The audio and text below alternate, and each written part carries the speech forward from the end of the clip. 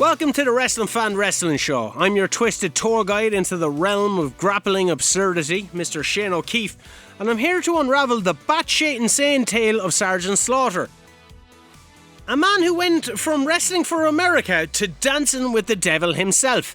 Now picture this, my friends, it's the 80s. It's an era drowning in neon, questionable fashion choices, and I was born in 89, so I don't really know. But in the midst of all this chaos, Robert Rudolph Remus, decked out in more camouflage than a paranoid chameleon, helped raise America's spirits by doing what America does best, and that's beating the shit out of foreigners. America! Fuck yeah! Now, Remus beat up the Iron Sheik so well in the WWF back in 1984 under the guise of Sergeant Slaughter that he got the opportunity to live out every military poser's wet dream and become a G.I. Joe action figure himself. He must have picked up Dial Tone's message. Now, this got in the graw of the World Wrestling Federation, who had an agreement to license their action figures, not dolls. Alright, let's just get this out of the way. Not dolls. With LJN, a different company. And the Fed, they were like, here lad, you know you're a G.I. Joe, well you can G.I. jog on. Because we have our own Mr. America, Hulk Hogan, on the rise, and he was the undisputed king of beating up foreigners. So Sarge went to a different company, the AWA, where he found another Sheik to fight, much to the delight of audiences. Along with a few other Russians, and sure, why not, we'll just throw in a Ugandan giant in there for good measure. Now, good old Rudolph left in 1984 not wanting to play any reindeer games. The big Egypt. You know why he's a big Egypt? He missed the chance to meet Cyndi Lauper and he missed 6 WrestleManias in total. Now, after the 6th WrestleMania, Slaughter returned to the land of the WWF, seeing the big massive gravy train of money that they were on. But once a red, white and blue icon, he was resurrected as a bastard and bad fella by Billy Big Bollocks Vince McMahon himself. The reason? Well, the reason given was the US was too soft. I'm not going to make a joke on that one.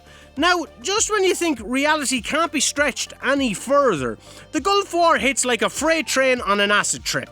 Slaughter, with a nose for opportunism rivaling that of a bloodhound in heat, aligned himself with Iraq. Why? Because they're into brutality, man. We're deep in the belly of the BDSM beast now. That's actually not a bad gimmick for a wrestler. Slaughter even scored himself a meeting with Saddam Hussein. Who's saying what? I'm not saying nothing. He started to wear Arab headdresses, hanging out with the Sheiky babies, using a move called the camel clutch. One thing American wrestling fans hated more than foreigners, it's turncoats. It's still real to me, damn it! Look at Lee Harvey Oswald. Now cue death threats, bulletproof vests, and winning the World Championship. Sure, why not? Suck it, Ultimate Warrior. Vince, who had clearly gone mad, reportedly then asked Slaughter to burn the American flag, but no, Rudolfo drew the line at Old Glory. Instead, he suggested burning Hulk Hogan's shirt. You son of a bitch, Slaughter! You absolute son of a bitch! That's Hulk Hogan's shirt! I can only imagine the scene opening up backstage with Vince McMahon pacing nervously. Sergeant Slaughter stands in his military gear. Hulk Hogan and the Iron Sheik sit glaring at each other. Alright, people. We need a big moment to keep the storyline rolling. How about burning the American flag?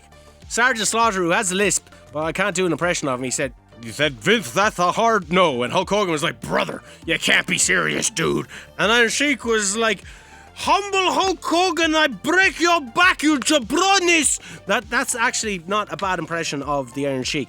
Anyway, Vince finally relented and he realised the negotiation was going nowhere, so the scene probably ends with someone being hit in the face with a chair. Anyway, like a tank in the sand, we're steamrolling to WrestleMania. That made no sense. Slaughter is now the WWF champion. He faces off against the bare-chested Hulk Hogan. The hype was real, the match was set, and the drama was building to a crescendo. But then, the wrestling gods decided to throw a curveball. God damn it, JBL! This is an insider reference. You see, initially, WrestleMania 7 was set to go down at the colossal Los Angeles Memorial Coliseum. However, you see, a bomb threat hit the scene, turning the Coliseum into a potential danger zone. Now, some say it was a legit threat. Others, well, They speculate it was more about the sweet smell of desperation than any actual explosives. In a shocking turn of events, WrestleMania 7 packed its bags and relocated faster than a luchador on caffeine. The new venue, the much cozier Los Angeles Memorial Sports Arena. Yeah, it's like moving from a mansion back to your parents' box room. Now, I don't want that to happen, so here's a word from today's sponsor. TL Hopper's Plumbing. If you're looking for an evil wrestling plumber, TL Hopper's your number one guy. He has a plunger called Betsy, and it's just batshit insane, and that's what you want from your plumber. So go to him. Anyway, back to WrestleMania 7. Spoiler alert! Sergeant Slaughter loses, and America collectively exhales as they can clearly see Hulk Hogan's chest. Sergeant Slaughter, anyway, afterwards went on a soul-searching journey, considering that his biggest, highest-grossing pay-per-view had to change arenas because they didn't sell out. But he decided he wanted his country back! Move over, Captain America! We've got the stolen valor of Sergeant Slaughter on a quest to reclaim his sovereignty. And how do you do that? Well, you beating up them damn foreigners!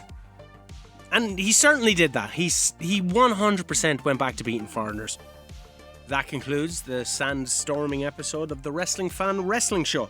You can join me next time if you want, as I'll journey deeper into the bizarre, peeling back layers of reality in the strange and twisted world of professional wrestling. Until then, it's all fun and games until someone gets hit in the face with a steel chair. Stay safe, stay sane.